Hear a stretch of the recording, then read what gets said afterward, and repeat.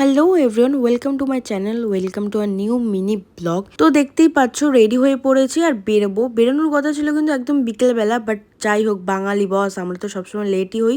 তো লেট হয়ে গেছিলো, এখন সন্ধ্যেবেলা বেরোচ্ছি। আর যেহেতু আমি জুতো পরতে পারি না, ও আমাকে জুতোটাও পরিয়ে দিচ্ছে।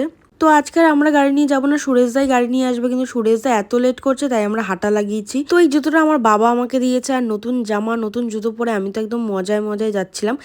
আর এই কিউটিটাকে দেখো কি কিউট লাগছে, তাই না? একটা দোকানের সামনে এরকম দাঁড়িয়ে ছিল। তো যাই হোক, তারপরে গাড়ি নিয়ে আমরা বেরিয়ে পড়লাম। তারপরে মাঝ রাস্তা আমাদের খুব খিদে পেয়ে গেছিল।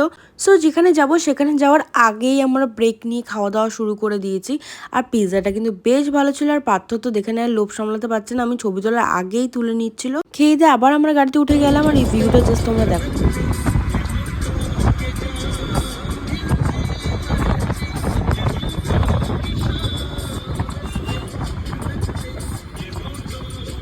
তো দেন ফাইনালি আমরা চলে আসলাম বাবুঘাটে। হ্যাঁ, আজকে এখানেই আসার আমাদের কথা ছিল, বাট একদম সন্ধে সন্ধে আমরা আসবো ভেবেছিলাম, কিন্তু সেই রাতই হয়ে গেল।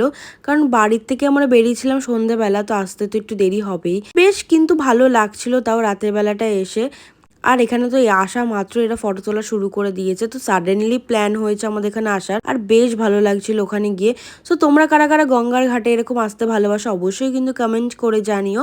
দেন ওখান থেকে ফেরার সময় আমরা ধাবাতে ডিনার করে এসেছিলাম। সুরেশদাকে বলা হয়েছে আরেকটু নিতে বলে, সুরেশদার মুখটা এরকম করেছে। তো যাই হোক, ভিডিওটা ভালো লাগলে অবশ্যই কিন্তু লাইক কমেন্ট করে দিও। নেক্সট ভিডিওতে দেখা হচ্ছে, বাই।